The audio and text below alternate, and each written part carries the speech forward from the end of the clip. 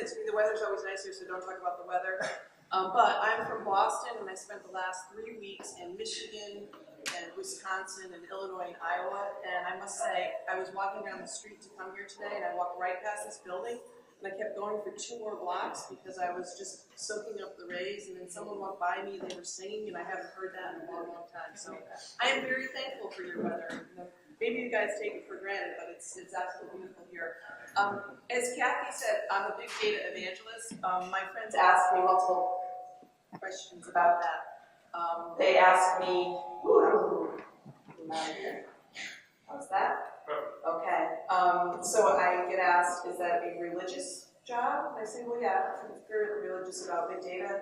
And I also get asked, are you a big data evangelist? And I don't know if that's a reference to how much time I spend on the road, how many meals the sales folks are buying me.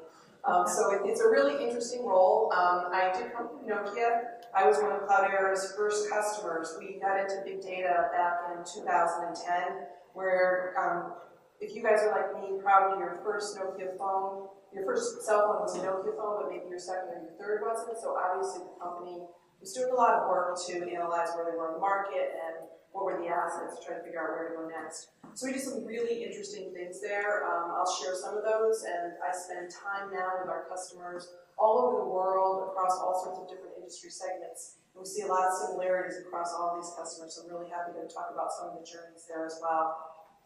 So I think, first of all, when I think about big data, you probably hear the 3 V's or the 5 V's of volume, velocity, variety, and then there's value and validity, and there's a few other ones that I've thrown in too. When I think of big data, I like to think about 2 different things. One is that it's really about activity. It's really about tracking what's happening in the world, gathering information, gathering the crumbs of activity as to how people are interacting with their products and their services, and all of those give you indications as to what people might want to do next. And when you understand the activity that's happening in the world, the next thing that you can do is really understand the history. And the best way to predict the future is to really understand the past. So if you ever were in history class and they gave you a book and it only had 1 chapter, you really wouldn't learn a lot. So the more that you know about historical interactions that people have with products and services in the earth around us, the better you can make future predictions as to what's going to happen. So we really say that big data is about gathering all that activity information, understanding the history, and then from that, you can actually look to the future. And then the other thing is, in this world of big data, one of the things that's a little bit overwhelming is folks are actually talking about storing a lot of data. And you kind of hear about the economics. And traditionally, I've been in IT for a long time, traditionally, if it was going to cost you more to store a byte of data than the value we were going to get out of it, you threw it on the ground. And I think all of us over the past 20 years have just dumped a lot of data on the ground. We haven't quite used it the way that we might have wanted to use it. So now, with some of the new systems that we have in place, you can not only keep the things that you traditionally kept, which are transactions, and you can kind of survey data, sampling your customer base as opposed to looking at the entire customer base, but all the things that used to be under the water that we were dumping on the ground, web click streams, app logs, sensor data, images and videos, which quite frankly cost a lot to store, machine logs, point of sale data from every different franchise that some of the vendors have out, some of the customers have out in the world. And so in classic data economics, most of those things would not ever be stored. But in this new world of big data, with the changing economics, as Kathy mentioned, we see the differences between traditional data warehouse costs and kind of this Hadoop world costs of anywhere between 10 to 100 times less expensive to store data in a Hadoop type world. So it really gives you the ability to start collecting this and gathering a history as to what's going on inside your business and with your customers in order to be able to better predict the future. So it's not so much that any particular clickstream or any particular sensitive data, a tweet that I did yesterday at a particular GPS coordinate might not be that interesting, but the culmination of all of the things that I did yesterday can paint a picture as to what I'm doing. So it's not so much that an individual record is valuable, it's more so that the combination of every record is valuable. And that kind of brings me to, I'm just going to do 2 quick slides on Hadoop because I'm sure you guys are familiar with it. But in 1999, Google ran into this problem. They basically were trying to index the web every day. So they basically went out and they grabbed all the information about the web, and then they went through 24 hours of processing to build an index. And they really found that, first of all, they didn't have a lot of money at that point in time, so they weren't able to afford the really big, fault-tolerant, expensive systems. And second of all, they couldn't get that indexing done in the windowing times that they needed to. So they invented the Google file system and the MapReduce framework, and they published those papers in 2004. They are still using that framework today. The Google that we all know and use all the time still runs on that same basic framework. So when they published those papers, Doug Cutting was working at Yahoo at the time, and he read the papers and he wrote the Hadoop file system, and he wrote the MapReduce framework, and Yahoo let him publish those to the Apache community. So those were openly available to folks to go out and bring together. And that's when Cloudera was founded. The folks at Cloudera, one of them was Amr Abadal, he's our chief technical officer, and he was at Yahoo. He was a user of this technology there. And he, along with Jeff Hammerbacher from Facebook, and Mike Olson, who was with Oracle, recognized that this opportunity to use big data was broader than what Google and Yahoo needed, that every single business would have this amount of data and could be doing interesting things with it. So they founded Cloudera to create a commercial distribution and services around that to enable other folks to use this as well. And so just kind of in a nutshell, 2 quick slides, but this is the magic that happens down inside Hadoop. And the really cool thing is, it's interesting to notice, but you don't have to notice, because quite frankly, Hadoop just works. I used it for 3 years at Nokia, and the internals of the system worked very, very well. I'm going to talk a little bit about the maturity of what exists around the system from a management and security perspective, because those are areas that are continuing to grow. But down inside the system, basically what it does is the Hadoop file system is clustered storage. We use commodity servers down inside, and the file system that Doug wrote, that's based upon the Google file system paper, just takes those blocks of data and distributes them across these commodity servers. It keeps track of where that data is, it knows how it's distributed, it replicates the data according to the numbers that you say. Typically people replicate the data 3 times, which is for a couple of different reasons. One is for fault tolerance. Commodity servers fail, it's all just mechanics underneath. So if something fails, it knows where to find the data in another spot, it replicates it again. But the next thing is that the MapReduce framework that sits on top of it, it keeps track of where the data is, and this is the big thing that we say about big data. It's just physics. So it used to be that you spun a disk when you wanted to do analysis, you found the data that you needed, you moved the data across the network up into a server in memory, and then you did analysis on it. When data got bigger and bigger and bigger, the physics of that no longer works. If you're trying to move that big data to the compute, you won't be able to get it there in time, you won't be able to fit it in memory, and quite frankly, it will just be really slow and you never get any compute done. So when Google invented this new system, the whole premise was, don't move the data, it's too big. Move the compute down to the data. So the MapReduce framework knows how to take the compute and move it to the data, it knows how to find it in that system. And then as the data is replicated multiple times, it also knows that, oh, I can run multiple copies of the processing on the data in different places. So it's an incredibly powerful engine down underneath that is working not only at Google and at Yahoo on thousands and thousands of servers, but we have hundreds of customers that are running it in many, many different industries, and it's working very well. Now, I find it interesting that I've heard a lot recently in the Gartner Hype Cycle, where they put big data almost near the peak of inflated expectation. So they're kind of saying that they expect that they're going to fall into this trough of disillusionment. And I actually don't think Gartner's right on this particular one. And the reason why is that there are so many companies that are already using big data to run their business that I think the opportunity is just there for everyone else to kind of come along and do it as well. And there's so much maturity in the technology and in the ecosystem of people in the world, inventors in the world that have come into that ecosystem, but I also don't think that we're going to fall down into this competition. And you probably remember the same thing with virtualization around 2000. Everyone was talking about virtualization, but it really took about 5 years to really get there. So there was a lot of talk and kind of came down here. Same thing really happened with cloud. A lot of talk about cloud, but it's really only in the past year where folks are really being a little bit more successful with cloud. I look at this a little bit more like with respect to big data is it's more about ski hill, and skiers will come down and take off really quickly. So I always think that where we are with big data is a little bit more like Jeff Morris crossing the chasm.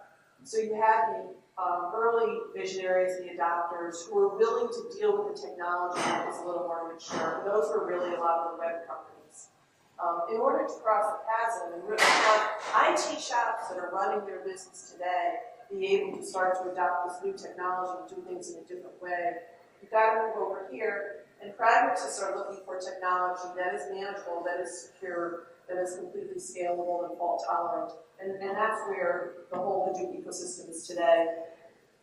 And that's why when I talk about the changes that have happened in Hadoop, we see that it's moving from something that, quite frankly, a few years ago was a little bit in the science labs, over on the edge, where you might have some folks who were starting to gather data over there and doing analysis.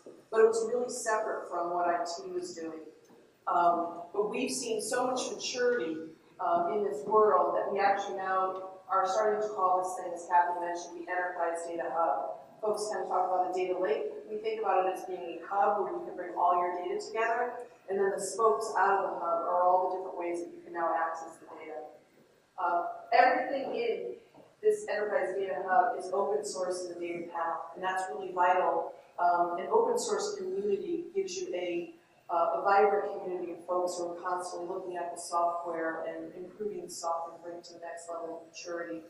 I've talked with a lot of my colleagues, and when we were in the 90s and the databases were really taking off, it took a good 10 years for the technology and ecosystem to really mature. And I would liken that in this big data world, the technology and this whole vendor ecosystem has matured in about 2 years. So we went from 10 years with the traditional databases, and to get to the same spot, it's more like 2 years in the Hadoop world. So things are moving very quickly because of the amount of folks that are participating, because of that whole ecosystem and because of the open source core.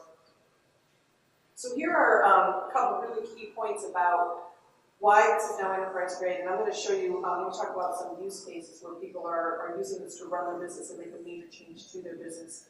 But the key areas, I think the first and foremost is automated management software. When I was with Nokia, we started so early with Hadoop and with our partnership with Cloudera, it was prior to management software being available. So we actually built a team of folks, a really bright group of folks that were in Bangalore, India, that built a lot of software and scripts for us to keep our Hadoop system up and running.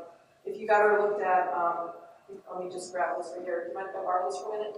But I think you may have gotten this at your last meeting, but when you start looking at the list of all the components in Hadoop, and you start reading, Uzi, Zookeeper, Pig, and all the different things that are available, it's a little bit overwhelming. If you have to know all of these components and keep the configuration attributes of all those components in sync, that's a very, very difficult thing to do.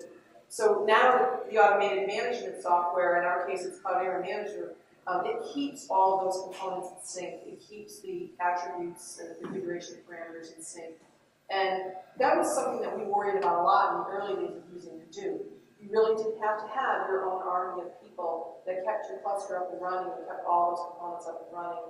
And so now that we have automated management software, this can now be deployed, literally with 3 clicks in default configuration through a graphical user interface, and everything's up and running, and then it keeps you knowledgeable about how your system is working. You get a lot of insight into how the system is working. Other areas, security with Sentry. Underneath, as I mentioned, Hadoop is a file system, and it uses POSIX access controls. So as with any file system, if you had access to see other folks' files, you would be able to get to them. And because it's a file system, sometimes you really want people to only have access to certain components within a file. And that was a weakness in this area, and that's greatly improved. We used a product called Sentry, which lets you do fine-grained access control. And that's really essential for some of the use cases that are coming along, where you're starting to collect data and maybe have some personally identifiable components. Maybe you want some of your folks to be able to look at the other fields and not the PII stuff. And now you're able to do that within the system. You're able to do some fine-grained controls that quite frankly, the system is, it's very mature from a security perspective. Reliability with disaster recovery, another area that's changed a lot in the last year as we start to move this system towards the center of IT and we start thinking about keeping data there that you maybe don't have somewhere else. Obviously, this data becomes more important to your company and you need to be able to back it up, so there's lots of tools now available in that space. And then I think I'm going to talk a lot about the processing of data, but when there's a very interesting principle inside this big data system that lets you process and reprocess data multiple times. It lets you come up with a transformation and then another one on top of it. Incredibly powerful. I was worried when I was with Nokia that how would we keep track of that? So now we have some data governance and lineage tools that let you see how transformations were made. So when you're looking at an insight that someone came up with, you'll be able to track back and see what was the original data came from and what were the transformations that happened on it. Also, there's some powerful auditing in the system as well. We've got a number of different, including financial regulatory bodies, using the system now to do compliance through the auditing features. So it's really matured to enterprise grade. Another point here was I mentioned that Google originally invented this to do batch processing. So once a day, go back through the indexes for Google. I think we all have batch processing jobs in our businesses, but we also have a lot of jobs that are much more interactive. I had a guy ask me, I was in France in December, and I was representing a number of customers, and one guy said to me, when I think of Hadoop, I think it's like my wife's purse. She puts everything in there, and then she can't find it again. And I said, well, actually, that's a really good analogy for the way Hadoop used to be, because to get data out, you had to be a Java MapReduce programmer or use Pig. You really had to be down inside the system to do a lot of different things. But the system has matured tremendously over the past year. So first, with respect to batch jobs themselves, there's MapReduce. There's also some other new frameworks that are coming on board here called Spark Processing. There's search. So Doug Cutting, before he wrote Hadoop, early in around 2000, he wrote Lucene, which is the engine that's used for search in just about every search property that you see on the web. So we have adapted Lucene and Solar to Hadoop. Excuse me. So when you put all your data into the system, you will actually be able to index the data in the system on your own site and do Google-like searches through your own data, which is a great way for analysts and scientists to get a good idea as to what might be in the system so that they can come up with new and different use cases. We now have some interactive SQL interfaces, incredibly powerful. This means you can take any of the tools that you are currently working with, SAS, Cognos, Tableau, and you can connect them directly to the system. When I was first working with this system and it only had the batch interfaces, we would process in batch and we would aggregate data and then we would use a tool called Scoop to move that data over to an Oracle data warehouse. We had MySQL data warehouses, we had a Teradata data warehouse, so we would move the data to other SQL engines where we could use those tools. But today you can actually connect directly to the system as well as scooping the data out and moving it to another system. There's HBase, which allows you to build interactive web applications right on top of Hadoop. An example here is we use HBase at Nokia to process points of interest inside a map. So Nokia owns Navtech, and Navtech is in 90% of the in-dash navigation devices in your cars, as well as the Garmin's, and on the Microsoft and Yahoo and Amazon properties. And so most of what people do inside maps is search for a restaurant or a gas station or something. And you have to have the data to be able to return those search results. So we processed all of those points of interest inside a MapReduce, inside a HBase system, and served them out through some web interfaces. Many third-party apps. Kathy mentioned 950. I'm going to hit on a couple of the BI ones a little bit later. But we have 350 partners, everyone from HP, Dell, NetApp, Cisco, Oracle, from the perspective of hardware that we're running on, up through the ETL vendors, Informatica, SigSort, on up through the BI vendors, and as well as consulting partners. And then we have a number of machine learning algorithms that can also run in the system. So people that are starting to wanting to look at their data to get a better understanding of things and build recommendations engines that are a little bit more personalized are using machine learning algorithms. So what it really means is that this system that was originally purposed for batch jobs to run or once every certain period of time can now do the really big, high-hitting categories of jobs. Everything from an active archive with a change in the cost model, keeping everything online because you never know when you're going to find something interesting. I think we all know when stuff goes off to tape, it rarely ever comes back, so now you have the ability to keep it all online. It's a great system from the batch perspective to do data management transformations. We now do self-serving, exploratory business intelligence through this interface, and then moving on up the stack to all sorts of different workloads that start to do machine learning and other things to serve out real time through applications. So that's why we now basically put it at the center of IT. We're seeing a lot of our customers move this way where they're finding the ability to put all the data in one place and then from that one place serve it out to the rest of their systems. So all of these sources can now come up into this enterprise data hub, serve out to data warehouses and marts, and folks can use any tool that they're used to using to get access to the data. So I thought I would go through a little of what I ran into at Nokia and some key decision points along our journey in big data. And I thought I would share those. What I found to be interesting when I started working with Cloudera, and I've spent time with financial services and retail, telcos, food industry, consumer products, you just name it, kind of across the board. And every single one of these businesses runs into these decision points. So I find them to be quite interesting. I think the first one is this paradigm shift about collecting data. And this is, to me, the biggest change in the big data world. So it used to be that when an analyst or someone in the business wanted to answer a question about their business, they would go to IT, they would collectively work together to find the data, and then they would go to find a schema for the data, pull the data into the well-defined schema, and typically a few months went by. And it's just, that's how much work had to be done to get this data put together. So really, I mentioned earlier that this is about understanding the history. So we should all be collecting data starting basically yesterday. Any opportunity that you're missing to start saving that data, you're missing an opportunity to find an insight into it. And the powerful thing about this big data ecosystem based upon Hadoop is that you don't have to define a schema before you start saving the data. You don't have to know what question you're trying to answer.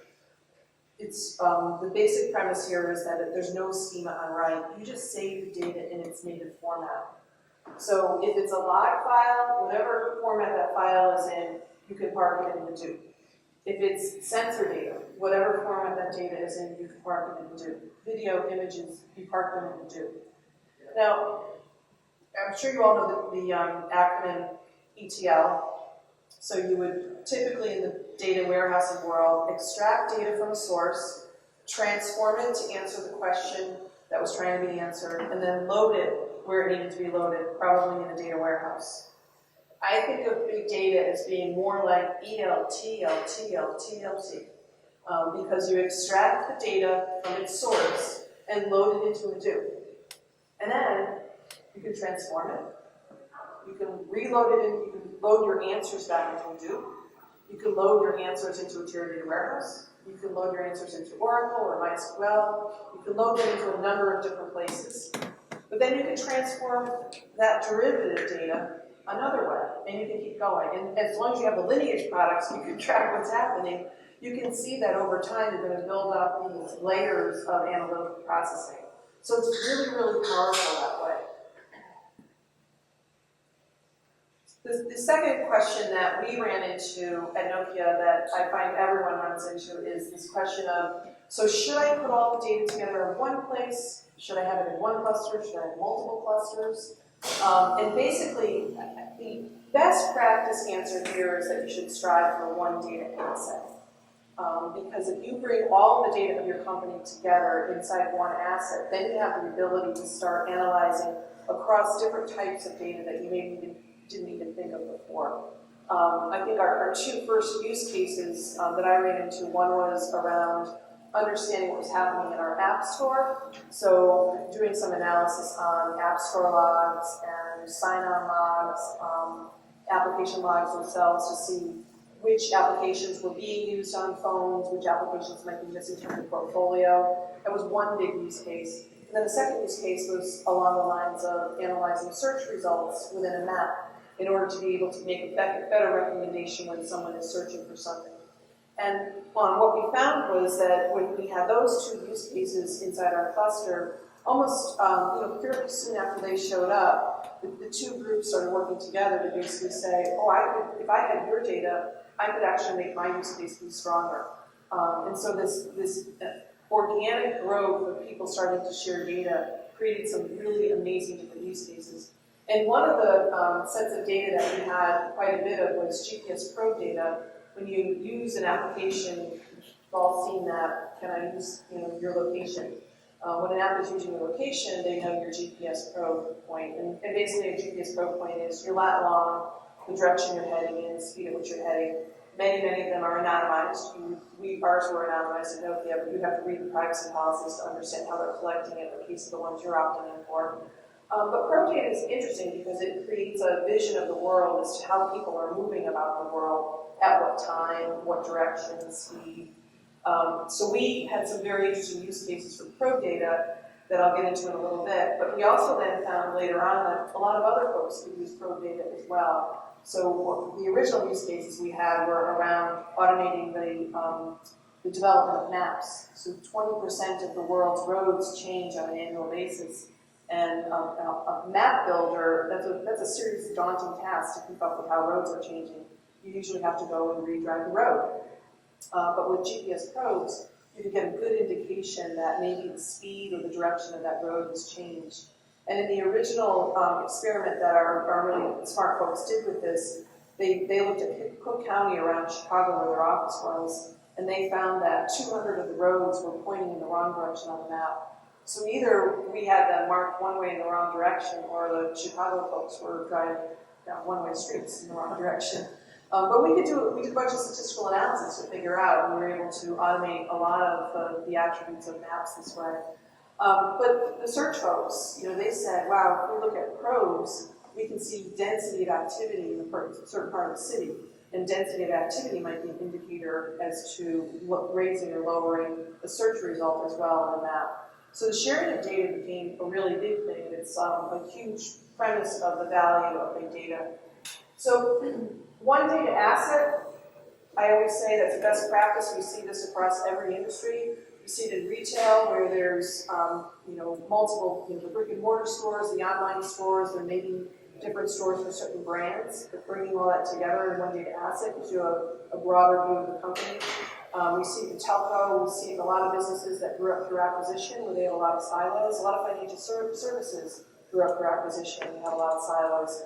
And when they can't see the same consumer that walks into a bank versus has a credit card versus is taking out a loan, then they aren't able to make appropriate offers to those consumers.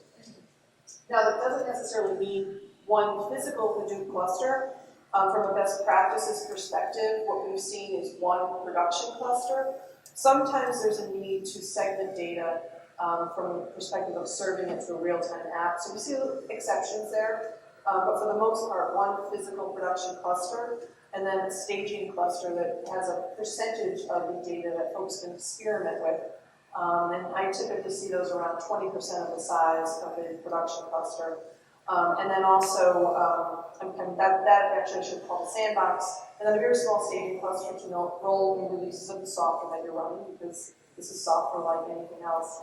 And we also had a number of physical development clusters at Nokia that got very difficult to manage. I mean, it's kind of easy for folks in the technology firm to cobble together some set of systems under their desk and kind of download the Cloudera distribution and start to work with it. But keeping all of those development clusters up to the latest version of the software became a daunting task for us. So we moved to virtualized environments for development clusters, and they're really easy, very simple to get up and running, and kind of run the same set of software with virtualized environments. And the reason to do the development clusters was to just give a whole bunch of new folks access to this stuff, to let them really experiment and play with things, before they even step near the sandbox cluster or did anything in production. We scratch our head about this one. A lot of different folks are scratching their head about this one. Should I be running this thing on-prem, the cloud, joining the hybrid cloud? And it's changing. It's changing all the time. I would say the majority of Hadoop environments that I see today are still run on-prem. I think in the next couple of years, we're going to see a lot more folks questioning their own company's data center strategy. And that's really where this comes down to. What is your company's data center strategy? Is it important for you to do something in a data center that you're going to do differentiated from what a cloud provider will do for you? And the answer is still yes, in many cases. Also, quite frankly, the dynamics of Hadoop underneath are really changing the physics. So it's really an infrastructure that's different. It's not a virtualized infrastructure. It's got a kind of a hard and fast relationship between compute and store. That's the beauty of this thing. And in many cloud environments, you're kind of talking about going to something that's a little bit more virtualized. So you're going to have trade-offs that are around performance and costs and all that. And a lot of, when we just did some simple analysis of on-prem versus in-cloud, we kind of found that the cost benefit wasn't there yet. I think we'll see a change over the next few years, but we're not quite at the maturity yet with respect to true clouds being able to support this type of environment. We do run on Amazon, and we at Nokia, we ran a number of our use cases in Amazon that were working on data that no one else really needed to get access to, data that was created in the cloud, because that's where the apps were running, and then the derivative data sets we would bring back to the central data asset. But I think this one is going to change a lot in the next couple of years, and it has to do with the maturity of the cloud environments being able to support this new dynamic of the relationship with compute and store, and it also has to do with every company's own strategy with respect to data centers. We started with Hadoop by downloading the Apache distribution and building our own set of software. We kind of quickly said, wow, we're resource constrained, and if we're spending our time and our intellectual resources at Nokia doing this work, and we're kind of wasting our company's resources. And that's why we partnered with Cloudera. It was a simple decision, but there's a lot of other things that kind of come underneath that decision when you're looking for a vendor to work with. I think, first of all, ensuring that everything is open source and the data path on the file system is really important, because where you're storing your data is going to be there for a long time. All of us worked with vendors in the 90s and early 2000s, and kind of once you put data into those systems, you're pretty much locked, because as I said, moving data is a really big thing. So if this stuff is open source in the data path, you get the benefits of an open source community, ensuring that it's incredibly mature, but you also have your own company's benefits of having choices in the future as to where to move.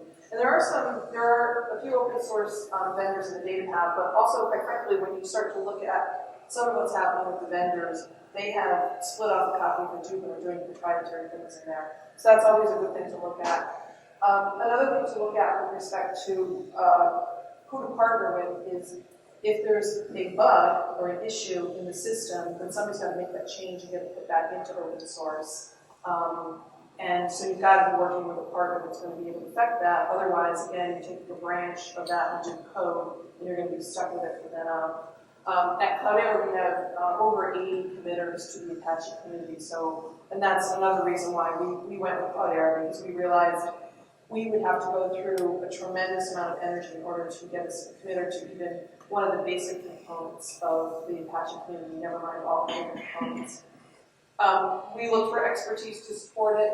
Then we also looked for a partner that we felt was going to be around for a long period of time. So those are the same questions that you ask, I think, with any kind of software component, but they're really important in this system because you're talking about a lot of data and putting it somewhere that's going to be around for a long, long period of time. Next, question we constantly scratch our heads with. So I went through this period of time where, first of all, we knew that we needed to start collecting data. So we had identified a few use cases, but then we quickly started looking around for where we had some interesting data, and we started ingesting it into our Hadoop cluster, even before we knew what the use case was. And that so freaked people out, especially folks that came from the traditional DBA type world.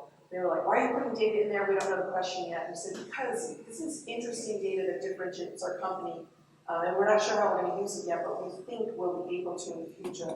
So we went through a period, I would say, of 4 months going whole hog with respect to ingesting data. Then we got to this little bit of a breaking point where I would no longer wake up at night and say, do we have enough data? I would then wake up at night and say, are enough people using this data? So we saw the growth of use cases happen as the data appeared. But then as some use cases came on board, we also saw that more folks showed up saying, well, I can use that set of data, but can you get me this other set as well? So it really became this interactive relationship between how we ingested data and how it was being used. So I kind of think about this as a continuum of use cases, and not to say you should start on one side or the other, because we quite frankly see people starting all over the place. It's, I think, fairly easy in this world to come up with operational efficiency use cases. I'm sure there's some data in your company right now, like with the Google issue of trying to index the web within 24 hours. There are some issues in your company right now where you're not able to process data in a period of time that really gives you competitive advantage. So that's kind of down on that side of the world. Also the concept of putting more and more data online to give people access to it. We had an enterprise data warehouse optimization project that we did, which was basically churn modeling is always a huge thing for any consumer products company, in particular in the mobile device world. If someone is ready to buy the next phone, you want to know that, you want to be there with an offer for the next phone they should be buying before they go to the store and pick someone else's phone. So a lot of churn modeling is done on sampling of customer bases and survey data, and then you build up a model that says, someone of this type of person is likely to buy their new phone in 18 months. However, this type of person is likely to buy their new phone in 9 months. But now we have enough data to really say, well, we know how often everyone's logging into their phones. We can see the patterns of how they're downloading applications and understand that they're no longer downloading applications. Maybe there's some apps they were always using that they're not using anymore. And those things can give you much more of a personalized understanding that someone might be ready to churn or go buy a new phone. So we did all of our churn modeling in the Teradata warehouse, and that had 100 terabytes of data in it that had been built up over 10 years. So now we had all of this activity data about how apps are being used and phones are being logged into. And that activity data was probably 150 terabytes in size. So obviously, if we put that in the Teradata warehouse, we would have had a lot of modeling work to do, never mind the cost constraints with respect to kind of, going up 1.5 times the size of what the original system was. So we did that amount of data processing over in Hadoop, and we basically pushed the results over to the Teradata warehouse in order to do that churn modeling. On the information advantage side, every single customer that I talk to is still talking about the 360 view of the customer. Every single customer. So we all for years have been striving for that, but now with this activity data about consumers, there's 360 view means so much more. So no matter what industry we're talking about, folks are working on that, consolidating 360 view of the customer. Data science are typically things that are pertinent to your industry, your business, that are going to provide competitive advantage. We have folks in the science field who are analyzing DNA, understanding how their products are working in the world, the impact of weather, and kind of world changes are around their products, in order to build large equipment in new ways, in order to provide agriculture products in new ways.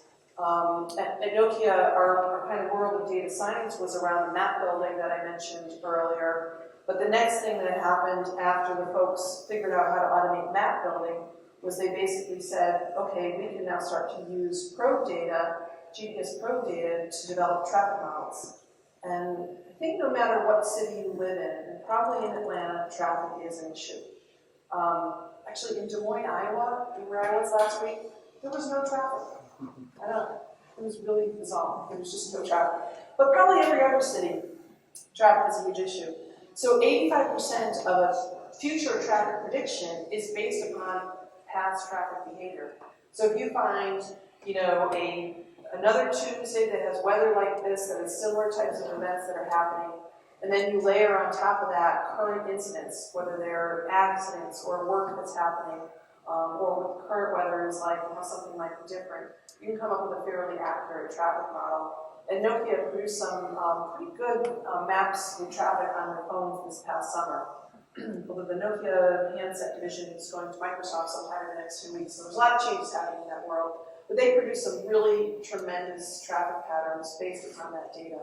That was all a learning pattern to kind of figure out what's happened in the past and layering those new layers on, using a lot of those machine learning tools. So you can find anything for your business across this range. What I see, best practices that I've seen so far are finding a use case in operational efficiency that's a low-hanging fruit. Something where you can do something quickly in a matter of 8 to 10 weeks and prove to the business the value of using data in a new way, the value of processing the data more efficiently, while at the same time finding something on the right-hand side that's going to take a little bit longer, but maybe you do it from the perspective of looking at only a subset of the data to try to prove out something from the experimental range. And usually what this is doing is, on the left-hand side of the equation, you're getting a cost benefit. So your ROI is with respect to cutting costs. And on the right-hand side of the equation, it's typically revenue generating. And those always take a little bit longer to get to, but you can whet the appetite of the business by finding some of those as well. So we usually see people doing proof of concepts on the left-hand side, but starting to experiment with the data on the right-hand side. And now that we have the ability to search into the Hadoop file system, people can start just typing in queries and looking for things. And then they can move to Impala, they can do interactive SQL to try to explore over here and figure out the types of things that they need to be doing. So we asked a third-party King Research to talk with a lot of our existing customers, and they also had lists of some other folks that were doing big data projects. And one of the questions they asked were, in this past year, what were your big data use cases? I think we actually thought at Cloudera that we would see operational improvement much higher in the list. And I'll show you a slide later on that kind of flips these when we talk about what the benefits you saw. And I thought actually it was great that people working in this space really understood that the value they were going to ultimately get was in research and innovation, because that's where you're going to transform your business, and that's where you're going to find the revenue-generating use cases. Also, the 4 in the middle, I mean, look at what those are. They're 360 view of the customer. So everyone's doing behavior analytics, trying to find customer insights in order to target their marketing better and in order to make better customer experiences. So that's where, there were 1,300 different businesses that responded to the survey, and that's where they've been focused in this past year. So I'll go through some of our customers and what they've been doing. I think Allstate is a great example. So they started with batch processing, and they had a lot of data. It's an 80-year-old company. A lot of their data wasn't digitized. A lot of their data wasn't used. And it would take them over 24 hours to process the data for one state to come up with a risk model. And because of how insurance is regulated, risk models are different state by state. So it would take them almost 2 months to process all 50 states. And the first round of the project that they did was they took their existing processing, they didn't change any of the logic of it, and they moved it over to Hadoop. And using the higher interface, they basically got down to 16 hours for all 50 states. That was a low-hanging fruit. And after this point, some of our folks worked with them to basically also rewrite a lot of the logic so that it worked better in a distributed processing model. And I think that the guy that our head of SIG that I was talking with the other day said it got down to a matter of minutes, but I don't have those exact numbers here.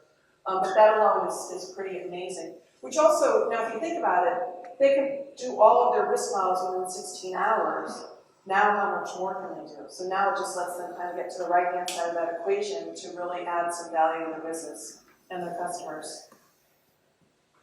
This one's very interesting. I think we all, if I'm ever sick, the last place I really want to go to is a doctor's office or a hospital, because the doctor's offices and hospitals are full of sick people. And so you take a chance of getting, something else on top of what you currently have. Well, Kaiser Permanente is really focused on trying to improve at-home healthcare. What's healthcare? It's diagnosis. How do you diagnose somebody? You get a lot of data on what their current state is and what their history is. So they're starting to work with a lot of sensor devices that people will be able to wear in the home. They're using Fitbit as one of the first devices that they're actually testing with. And also, they'll be able to look, you can look at someone's inner ear and take an image of it and just send an image over to a provider who can then say, is this an ear infection that needs a particular type of care path? And then they can prescribe something to actually deal with ear infections that way. So I think we're going to see a wave of this. I was recently speaking with some folks at a very large hospital system, and they're working on some sensors that patients at their long-term care in the hospitals will be able to wear that will continually take the vitals of a patient. And the sensor with temperature and blood pressure and things like that, so that they can automate those care paths and they can look for something that might be happening that's different with respect to that patient. It will even do things like, is the patient supposed to be ambulatory and they're not moving very much, or are they not supposed to be moving and they got out of bed? So a lot of different things like that are happening in the healthcare world with respect to sensors. And it's just, we used to go to the doctor and they would write everything down, and most of us go now, there's a laptop there. It really takes it to the next level of that automatic collection, and then being able to take those care paths that are in physicians' heads these days and actually build machine learning algorithms to make them much more effective for us. Last year sometime, in 2012, there was a Time magazine article about a really significant problem with our veterans in the United States. And the suicide rate among veterans is twice that of the rest of the population. And the military had done a lot of work to try to figure out how to address this problem, to identify when it might be happening, when somebody might be having trouble, and to put some services into place. And they really weren't able to have much success with respect to changing what was happening here. So they used a company called Patterns and Predictions, who partnered with Dartmouth University and DARPA to analyze what was happening in this space. And what they basically did was they took social media data from a group of veterans to see what they could do with sentiment analysis and what was happening there. And they were able to create a model that was 65% accurate in predicting that someone was starting to have some trouble. And this was so successful that they're now in the process of rolling out opt-in services for 100,000 of the military in order to be able to provide better services at certain points in time to help address this pretty significant problem. So they started with a lot of machine learning algorithms, but as they brought more social media data into this picture, they also indexed the data with search and started using SQL to give them some more of that interactive kind of studying of what kind of data is in the system, looking for keywords to see if there were other things that they could use to build into their models. O-Power is a company that works with, I think it's about 75 different utility companies, and they put a sensor on meters in folks' homes. And then one of the first applications that they're providing is, as a home consumer, you can go to a website now and you can look at what's happening with your home utility usage. And they make recommendations as to how you might better streamline your home, how you might use your utilities in a different way. This is a huge area. Everything in oil and gas and energy is a huge area where sensor data is starting to be used in order to get a better understanding as to the sources of energy that we should be using that are more appropriate for certain use cases, and how we might be making everything a little bit more efficient. A couple of weeks ago, my husband installed a Nest thermostat in our house, and the immediate result was that he looked at our usage and started turning down the temperature. It just was getting colder and colder in the house, and that really wasn't great use. So now the insulation guy is coming next week because we realized that we had some certain insulation problems. But it's quite interesting when you actually start looking at it on a real-time basis to see what your energy consumption is.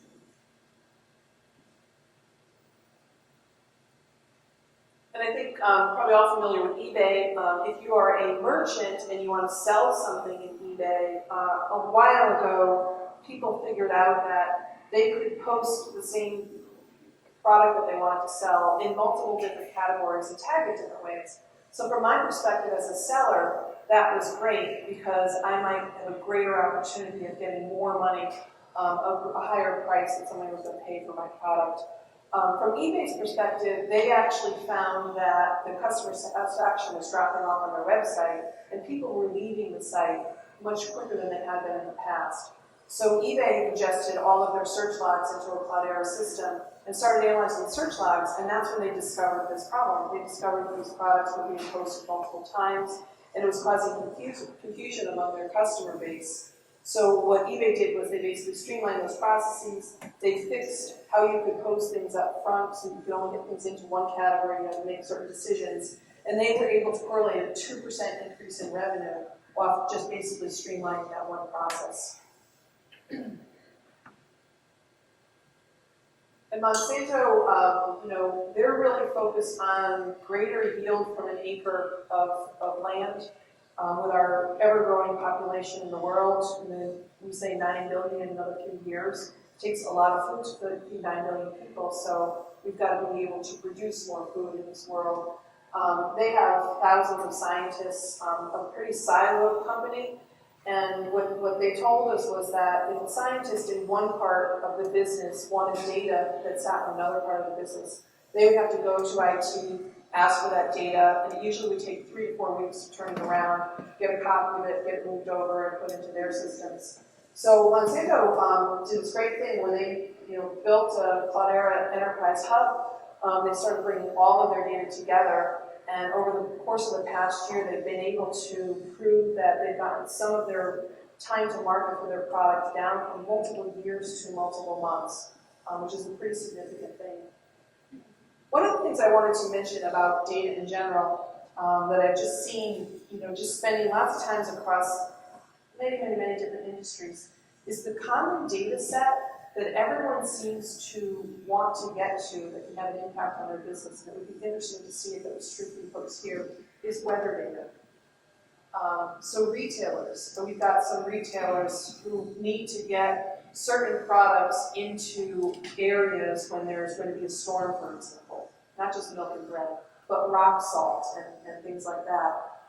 If there's going to be a hurricane that's going, they need to understand that. Obviously, anyone that's in the agricultural area or the big equipment area needs to get certain products into areas when the weather is changing.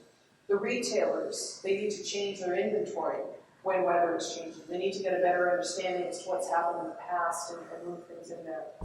Financial services, they're now starting to study weather a lot because it obviously has an impact on the stocks that people are originally even selling to begin with. I haven't run into any industry or any company that isn't talking about weather data and bringing weather data into their use cases. But I was going to just, in the last few minutes that we have, just talk a little bit about some of the best practices that I've seen kind of from an organizational perspective, and how do you get folks to just get right out there in front of folks. First of all, pretty much everyone's saying they aspire to be a data-driven company, and it's good to put that in writing, put that right out in front of folks. And then second of all, from an objectives perspective, you've got to build a big data capability. I'll talk about what that is, and then governance is vitally important.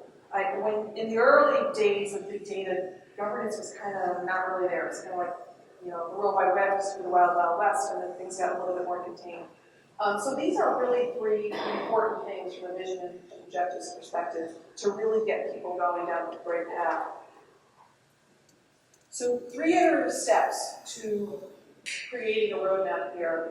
And these 3 steps run in parallel with each other, kind of skewed. I'll explain that. But first of all, as I said earlier, data acquisition is the number 1 most important thing.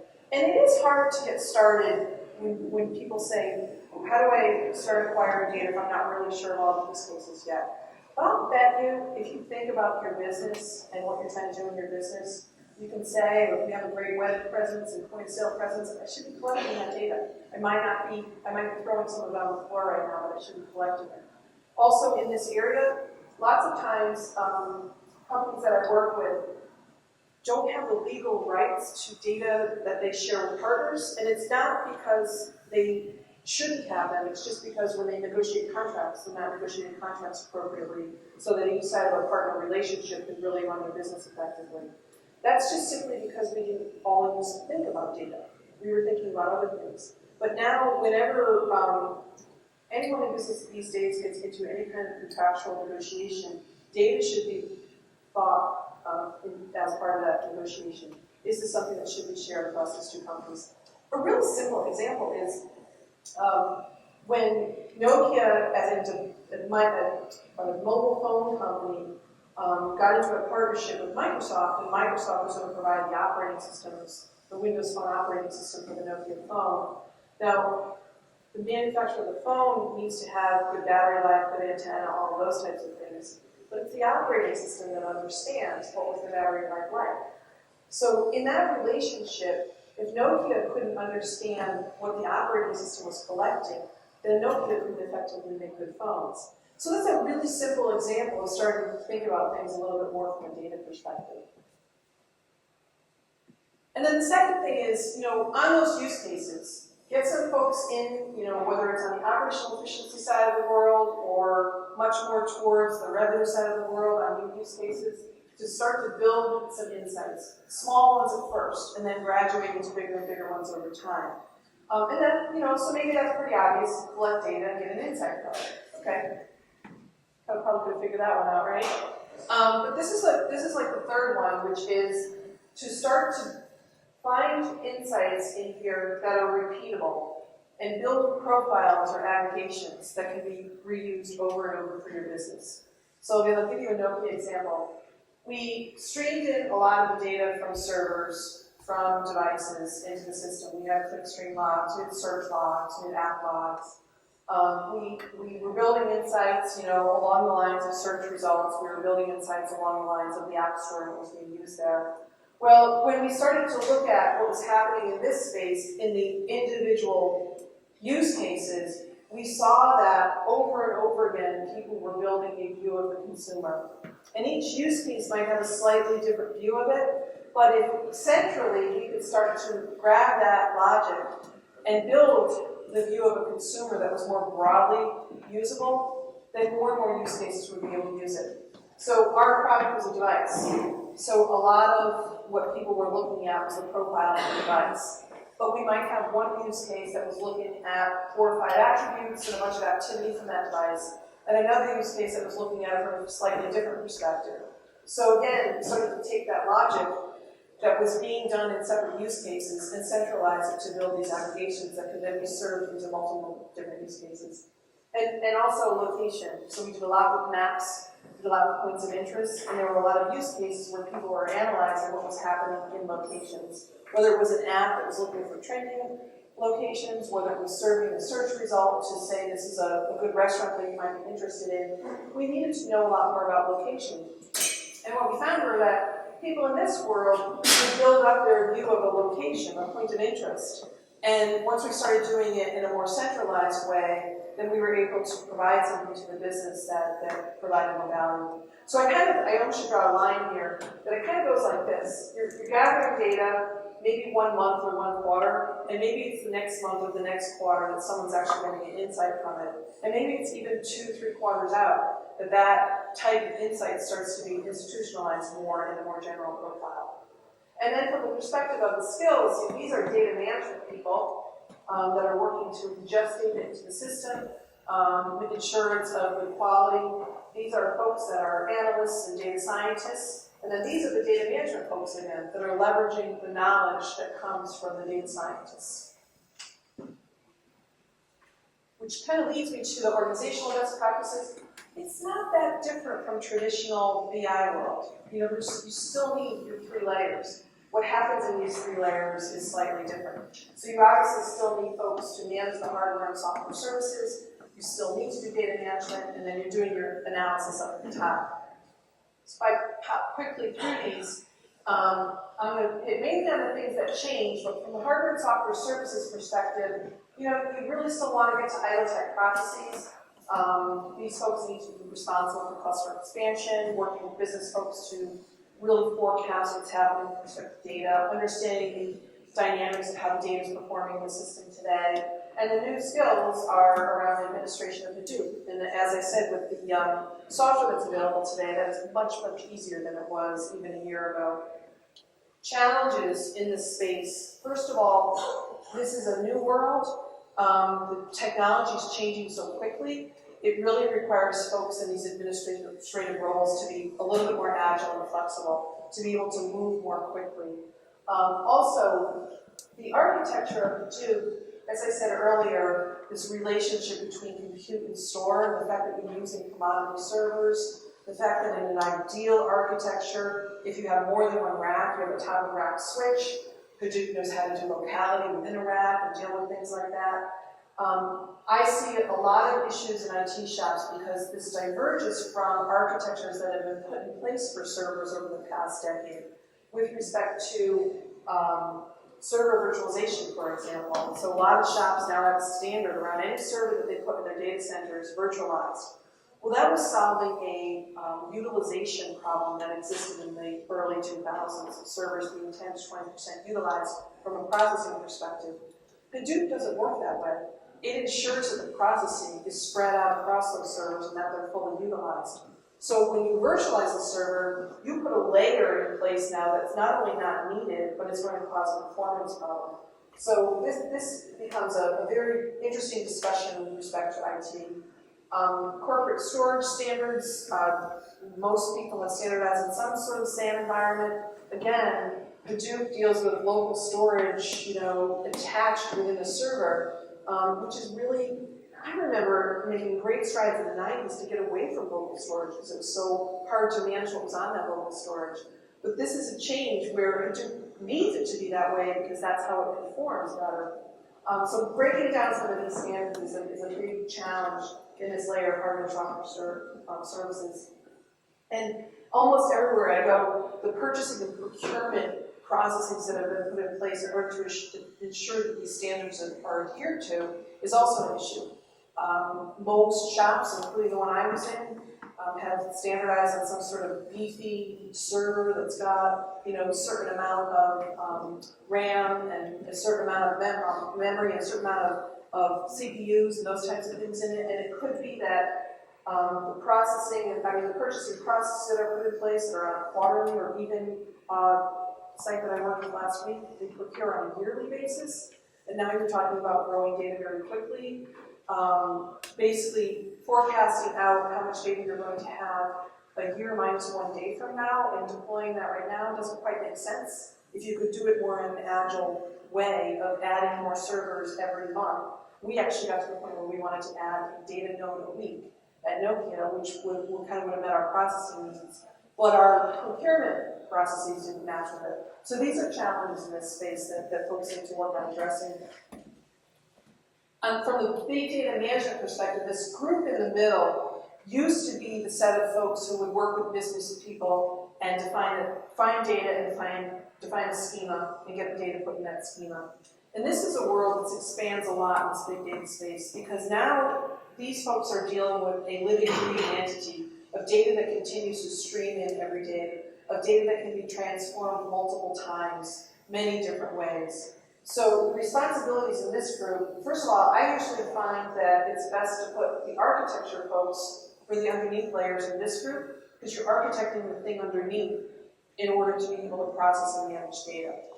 So that these folks who are understanding data are evaluating new technologies and kind of working with the IT folks underneath them. Usually this group is responsible for all data ingestion and really the leadership to find more data. It's not a backseat role anymore where someone comes and asks for data. They should be looking for where else in our company do we have data that could be valuable, or where else should we be getting data from a third party, or what should we be doing as we get into some new relationship with one of our own business partners to find more data. And then the point that I made earlier about building and maintaining those common profiles that the data scientists are coming up with so that they can be reusable. Leading the charge on data governance. In this space, I typically recommend and see folks doing very lightweight data governance in the first year or two. With the Navigator tool, at least you can track things so you kind of know what's happening. But putting together a relationship with the data stewards, the folks that own the data, to basically understand who has the rights to use that data, what are the privacy considerations around that data, and then also creating that feedback loop back to those folks that the quality of the data or the usability of the data needs to be improved. and a diverse set of skills in this group, which continues to change all the time. There's a lot of off-the-shelf ETL tools that are being used now as well, like Informatica, same sort, for example. I think the challenges here are finding people that really love data. There's a lot of people that work in IT that love tools, and they love software. But a lot of people don't love data. And you really got to crack this stuff open and start looking at it, really understanding the fields, and start to talk about data some more. And I think that's one of our biggest challenges. Starting to apply agile methodology to data and data ingestion. We did this at Nokia, where we ran sprints, and the sprints were every 2 to 3 weeks, where we kind of defined what data we're trying to ingest, what we're going to accomplish in those weeks. And at the end of those 3 weeks, what were we going to be able to show? Were we going to be able to show that there was a high schema? Were we going to be able to show that there was an Impala schema and somebody could do an interactive query on it? But really applying an agile methodology to data helps in this world a lot to be able to make it visible what's happening with that data. As I mentioned earlier, just managing that feedback loop to the data owners. At Facebook, when they start a new project, inside their first requirements for building an application are, what's the data we're going to collect that's going to help to improve the user experience going forward? And I would have to say, probably, I don't even call it numbers, I would make the number up, but a lot of people that write code today don't think about logging data in order to improve experience. They write log files out in order to debug their application. And we had a lot of that. A lot of the businesses that I work with have that. They say, what's in the log files isn't exactly what's usable. Well, lots of times you can provide that feedback loop, go back to the data owners and basically say, if you put this consumer identifier back in that data, you would be able to cross-reference your data set with someone else's. If you put a GPS coordinate in your data as you log it, you would be able to now cross-reference that data with another set of data. So that becomes a huge area where this group makes a big difference. Aligning with those data scientists to find the reusable data profiles, and then managing the lineage and ensuring auditability. And then on the topmost layer of the data science and the analysts, the things that you would typically expect in this world: exploring data, finding new data, insights. Visualization I found to be something that could help a real lot inside businesses with respect to evangelism, getting people to understand the value here. But I think I went 9 months, we were developing some insights. I went 9 months before I realized that no matter how many words we used to describe what we had found, it wasn't really having an impact. So we had one large business review where we were going to go through the work that we had done, and I decided that instead of using any words, we would just use visualizations. And as I told my team, if they were colorful and they moved, they would get extra credit because people pay more attention to a visualization that's colorful and moved. So we were able to use the GPS Pro Points and using R to actually develop maps. So we could take Manhattan and we could build a map of the city that started at midnight that showed how much traffic was happening. And then over the course of the day, the roads would get thicker and thicker because there were more people moving about the city. And then it would die down again at night. So we did a lot of different things. We could show there's a JavaScript tool that's out on the web that's open source of a spinning globe, and you can represent things that happen from a locale perspective. So we could show how many points of interest we had in different cities. And it had people, it was an executive audience, and they really started understanding by just looking at those visualizations, wow, you're using their data to do that piece of it. And I didn't even know you were working on this stuff. I didn't even know you were supporting the team that was doing these things. So the visualizations are incredibly powerful. We actually even got to the point where we took a lot of those big data visualizations and we put them up on monitors in the lobbies of a couple of our buildings, so that when employees and customers would come in, they could see some of these things running right on the monitors. So it was fun, but it was really, really powerful. Then our visualizations started showing up in executive presentations, and that's when we knew things were really going well. So it's a way to just garner more understanding as to what you're getting out of this big data space in order to be able to get more support going forward to kind of get roadmaps and budgets and all that kind of stuff through. So the diverse skills needed. This mythical data scientist. Let's talk about the data scientist. I like this diagram of it. So it's got Andrew Conway, who does like a lot of studies in the world of using technology to kind of study sociological issues.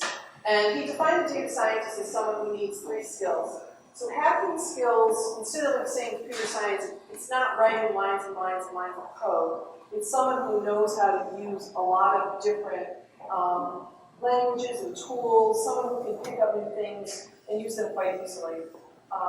Math and statistical knowledge, and then subject matter expertise. So how do you find this mythical unicorn? I mean, subject matter expertise in most of our businesses is something that people build up over a couple decades. And then, does that person really have in-depth statistical knowledge? I find in most of the companies that I talk with, you find people that know 1 or 2 statistical methods and they want to apply them to everything. And then from the hacking skills perspective, in many of our IT shops, we've got developers that have been working for years, writing a lot of code, but they're not going to pick up Python or Pig, do something different with one of these new tools. So what we did at Nokia was we basically said, we can find those 3 skills among a few people and build these hybrid teams. So subject matter expertise, we clearly had folks in our business. We always ensured, we actually went out, I learned this lesson fairly quickly, and found one true, really good PhD statistician that really understood why you applied one model versus another, and we could share them across multiple different groups because they didn't have to be involved in depth on everything, but they basically had to say, is that something that you should be using k-means for versus some other clustering mechanism? Does clustering even matter there? Is this more of a machine learning problem?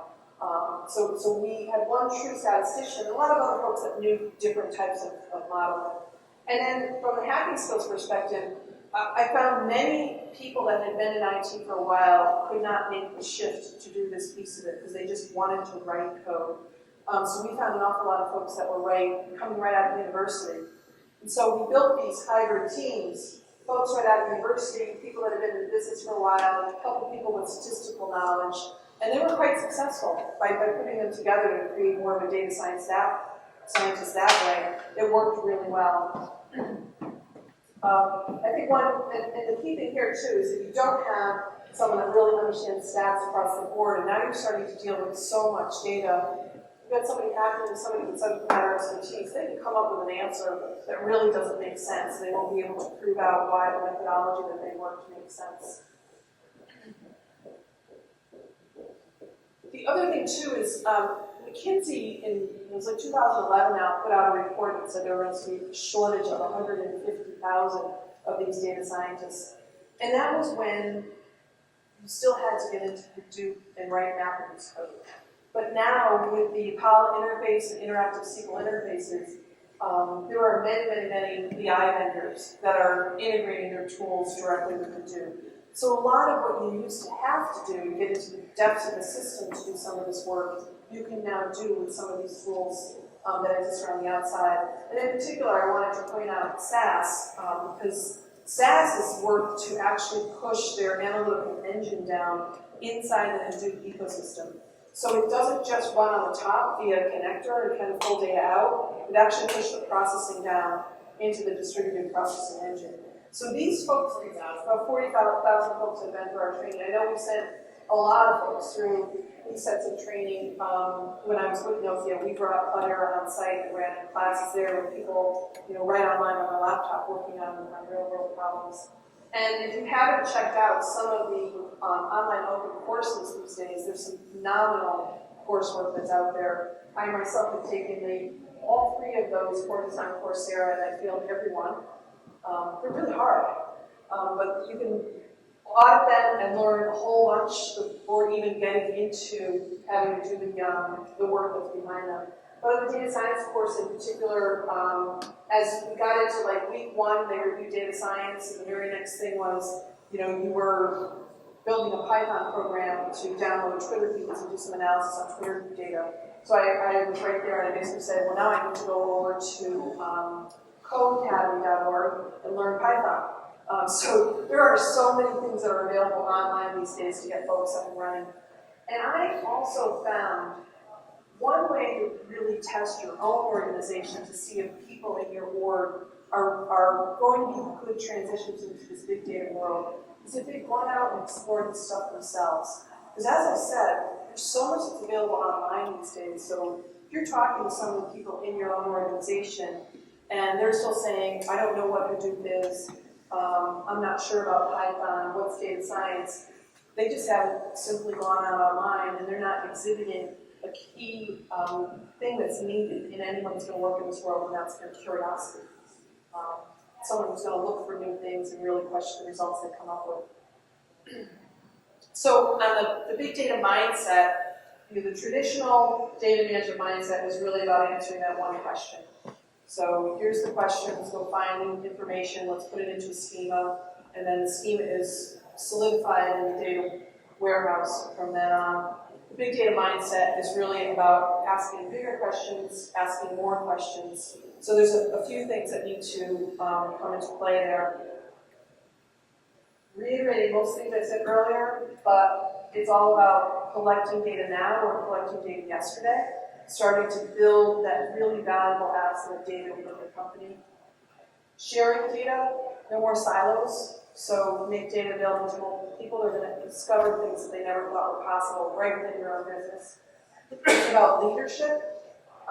Data management isn't I'm going to follow someone that's going to ask me to do something for them. It's now about leadership. It's about stepping in front of it. It's about putting data out there as this vital asset of your business. It's about agility, changing quickly, learning, failing fast, moving on.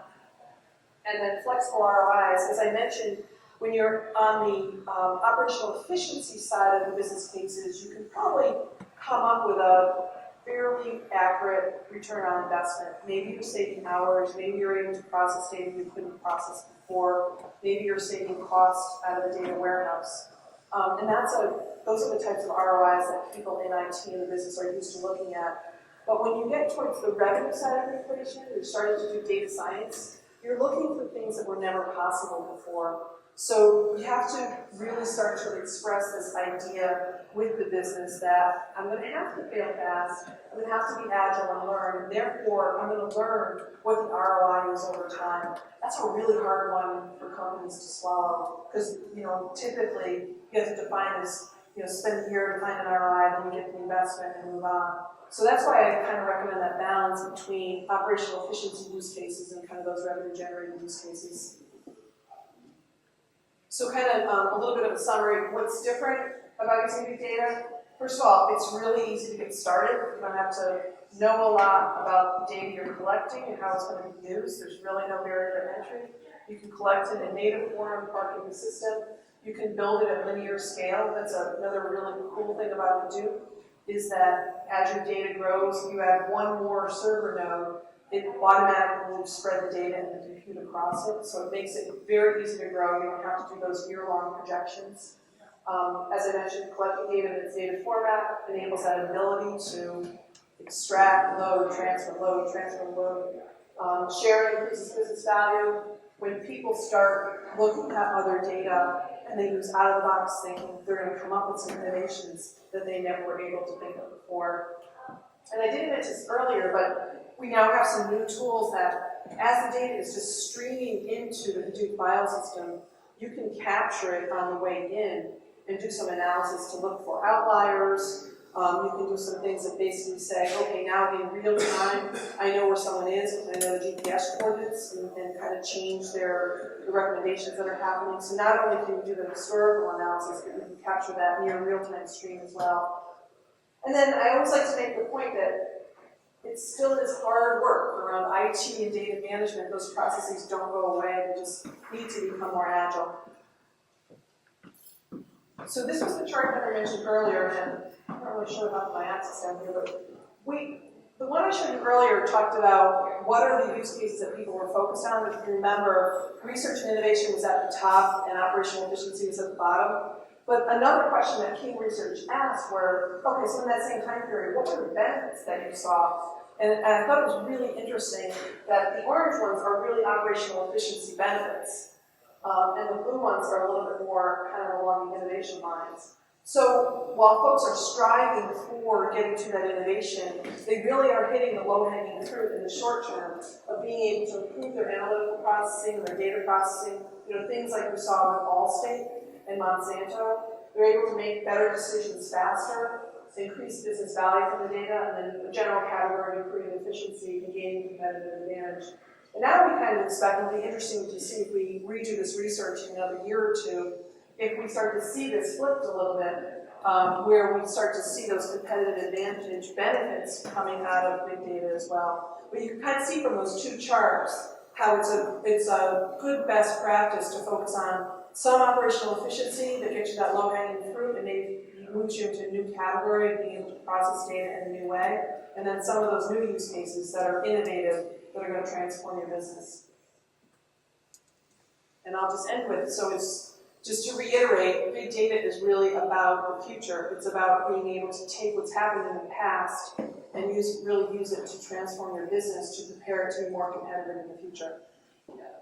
So with that, I would be really happy to do some Q&A and people ask great questions. I've been told I have t-shirts down here too.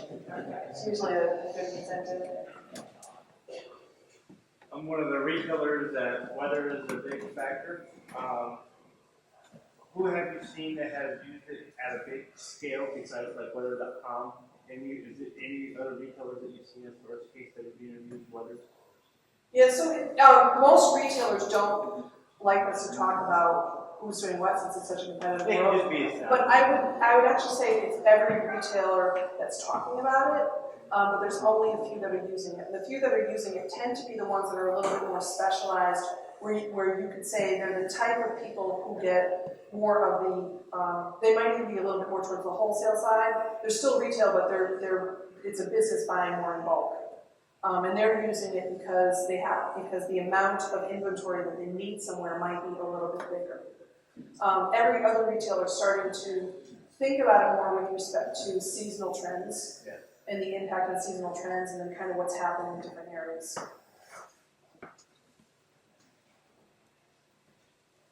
I was curious, have you had any thoughts of the idea of data acquisition first? The example I'm using is you have some use cases of the analytics, the use case when you were at Nokia, you knew that you needed to get better maps out there. So big data is mature to where people have the data, but are they first thinking, where can we get the best return on going after that data? Yeah. Present this as an advisory services company, which is what we want to do, advise companies on how to get the most out of the data that they have. Yeah. Know where it's siloed, they just need to decide how they can put that in use case.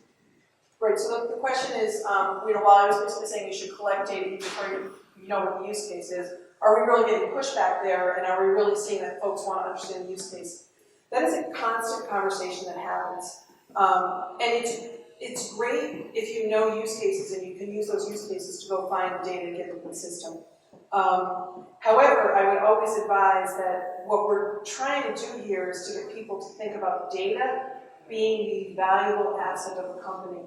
And so even in the case of GPS probes, for example, those probes have been collected for quite a while, thank goodness. So we had 5 years of probe data sitting on disks that wasn't being used. And then we were able to load that data up. So if you can have those conversations about use cases and use use cases to drive finding data, that's good. Remember, you're also finding data in its native form. So hopefully, as you find it and start to collect it, it's used for more and more use cases as well. So clearly, driving the acquisition of data from both sides is a good thing to do, but waiting for the use cases to appear often means that you haven't collected any kind of historical data that can be used for other things. So I would push it from both directions. In particular, if you are, kind of with a consulting firm that works with folks on this, while talking about use cases, another great thing to insert into the conversation is, what kind of data do we have here? What's around this shop that we haven't thought of? Other questions? Yeah. I work for an energy company, and I'm really interested in looking at data real time. Mm-hmm. You were saying real time is technically not real time, but very close. How close can you get to real time? Yeah, absolutely. So the question is real time, I said near real time, and he works for an energy company, so they're really interested in looking at real time. I just always say near real time because of physics itself. So I always get really worried that folks think it's actually happening in real time. So the data still needs to be captured somewhere, but as you're ingesting it into the Hadoop system now, we have a new module called Spark, which lets you analyze the data during the ingest process. So I can't give you a matter of, the milliseconds that happens in, but we've got some folks that we can clearly hook you up with that can talk about that some more. That would be awesome. Yeah, and so usually what we see there is folks are just starting to use this because this was invented at the UC Berkeley, and we started supporting it in the October timeframe. So, and as of last Thursday, I believe, this project called Spark was pushed to the top level of Apache.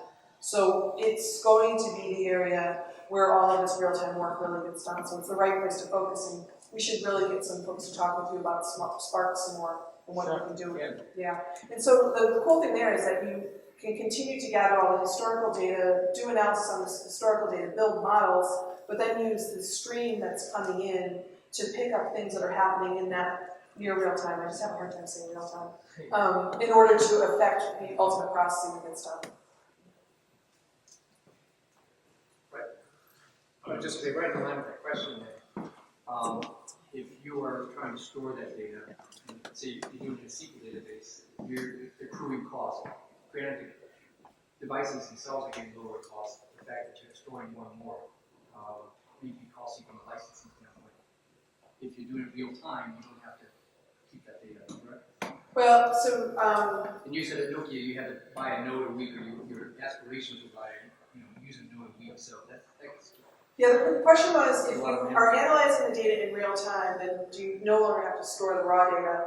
And is it expensive to store the raw data anyways when you're storing it in MySQL, for example? So no, we're storing it all in Hadoop.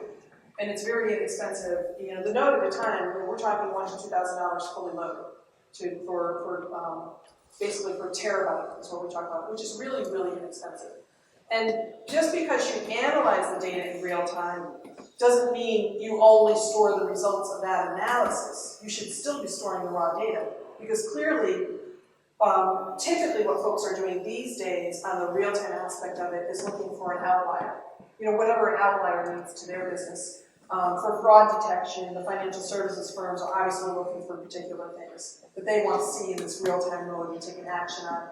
But they clearly still want to store all the data because they can use it for all of the rest of their use cases. So because you're processing it in real time does not mean you don't store the raw data. It just means you have another entry point with respect to getting to that data. So you get what's happening currently, and then you store it, and you have all of your historical data. Sorry, there was a question back here first. There was just an assessment that, so I represent kind of a mid-tier startup company locally, so and we're a retailer kind of like Brian's company. So we have domain expertise within e-commerce. We have our agile development cycles and whatnot, and there's always been so much access to information. If we look up at the guys that we were a data-first company, the people that I would bring into my organization traditionally versus the data scientists that I'm looking to bring in an organization. What's weird is that they share similar capacities, but they are not the same. Right? And so now as I look at expand my organization out kind of beyond this little vacuum period where they feel like it's similar before, but what I read and the promise of what I see being executed in other companies, we as an organization have crossed that chasm, right? And so there's a lot of risk in us engaging in an individual or an entity to lead this effort for our organization. And so I just wanted to ask your opinion about given the three elements of the group, with the domain expertise, or subject matter expert, obviously being in-house. How do you feel about the mixture of keeping the implementation of the technology with the math and the statistics, and how do you lessen the risk to make the wrong first step? Yeah, so the point was that works at an e-commerce firm, and really you've been dealing with data coming in all the time, and you've got a set of folks that exhibit a lot of these skills, but don't necessarily transition to this concept of a data scientist And really, how do you bridge that? How do you find that first person? And I really neglected to point out one big thing on the slide, and that's the bubble of curiosity around the outside. And I drew that bubble of curiosity because I found I could put people from my existing team into certain roles, but if they weren't curious about the data and the insight that they came up with, if they weren't questioning it, then they really weren't good for that role. They were good in other roles. They were good for writing code that might be a web front end. They were good for writing, even some ETL processing code, but they really weren't good in this role, this hybrid data scientist, for coming up with an insight. And I think I can give you an example. We had a team that was tasked with, building a dashboard that just showed some of the internals of our search results. And they came up with an insight that just didn't make any sense, and they published it. And it was almost quite laughable, I can't quite say what it was. But it was because they were just working with data, and they weren't looking at the data and thinking about what it meant with respect to the real world. And then they published this insight that really didn't make sense. And so I think one of the things that I always look for on the data science thing is somebody who, while they can talk to any of these other pieces of it, they're really curious about the data. Some of the first things they ask you is, what's the data you have? Where do you want to go?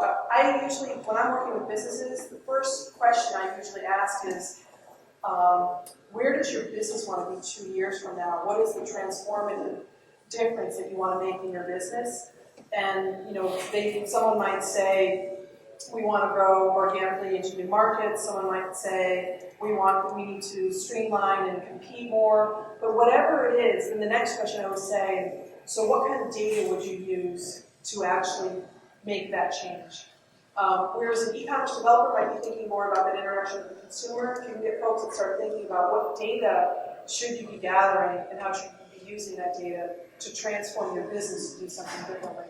I think that's the characteristic. It's not so much a skill, it's more of a personality thing. Are they innately curious about data? Are they interested in using data to solve problems? Does that make sense? Question again? I was just trying to get a T-shirt. But do you see? Good for the kid. But do you see any competition from the commercial sector for the Hadoop configuration? Like we used to watch these open source activities get smeared later on by these big commercial interests, Microsoft or Oracle or SAP, coming in with their own clustered commodity server configurations. Yes, so the question is, do we see competition with respect to Hadoop and open source with some of the kind of big commercial vendors?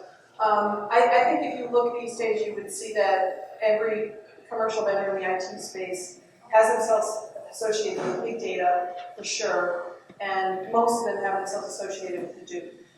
So Oracle, for example, actually uses our Hadoop distribution inside their big data appliance. HP, Cisco, Dell, all those guys are certified to run our distribution.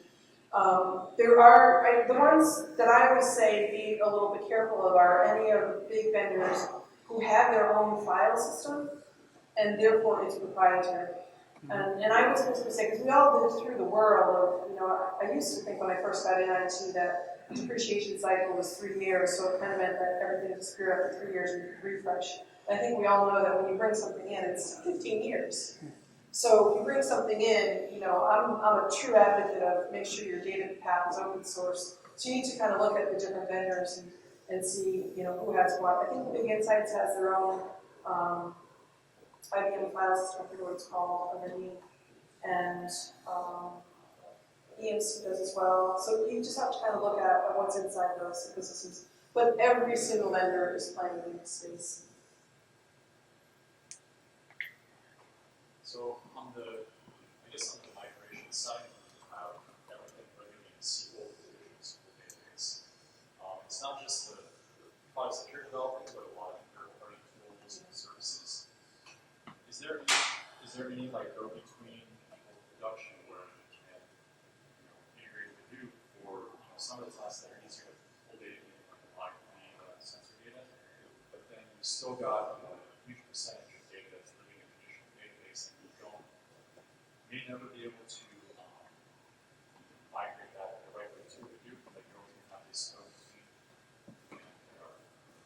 guess the only explanation, or the only answer to that is we can replace a lot of tools that we have, because we don't have control over the implementation. So what are some of the ways that you see companies overcome that? Yeah.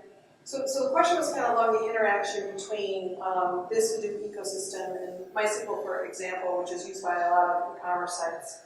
And clearly, I think any of us in technology, if we could have a clean slate, it would be a cool thing, and no one ever has a clean slate. You always have a legacy to deal with.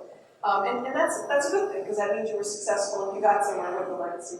In this particular case, there's a couple different considerations. One is, if your e-commerce system running MySQL is working just fine, you want to do some analysis of the data that's in that with respect to other data.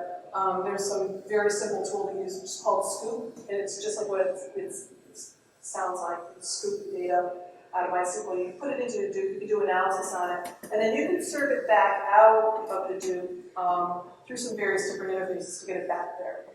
The other thing that you can do, in cases where you run into scale and you think you might need something more of a NoSQL type system, if you ever run, I don't know if you're sharding your MySQL at this point, but if you ever get to the point where you start considering Cassandras and MongoDBs, HBase on top of Hadoop provides a very similar, consistent interface that does a key value store. So that's another direction you can consider going. And you can consider going that way with a portion of your application, maybe the portion that serves recommendations engines, but not other pieces of the application. So it's all of this, one of the great things about how technology has matured in the last 2 decades is that everybody really understands APIs and interoperability these days. So all of these interfaces have APIs on top of them that let you interoperate with them. So I've seen only a few, really when you kind of get to more really high volume mobile applications starting to move more towards the HBase world, but a lot of e-commerce sites are still continue down with their sharded MySQL and kind of going in that direction, but ensuring that they take the data from there, get it into Hadoop, and are able to feed some data back to that application. And HBase is a great way to feed data back to the application via RESTful API. Sorry? Via a RESTful API. And you mentioned Scoop. Yes. Scoop is one of the tools in the Apache ecosystem that simply lets you take data from a structured database and put it into Hadoop, and lets you take data from Hadoop and put it back into a structured database. Other questions? So I think we're done. I want to thank everyone. It was really nice to talk with you, and thanks for joining.